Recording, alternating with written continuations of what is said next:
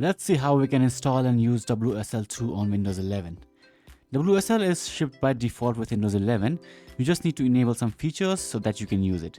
So first press your Windows key and search for enable, search for turn Windows features on or off.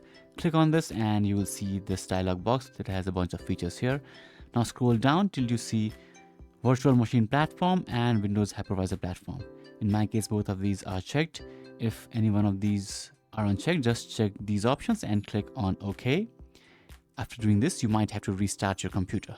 Once Virtual Machine Platform and Hypervisor is turned on, open your command prompt, and now you can just check your WSL version by doing this. And to install any Linux version, just check this WSL --online --list --online, and it will give you a list of Linux operating systems that you can install using WSL.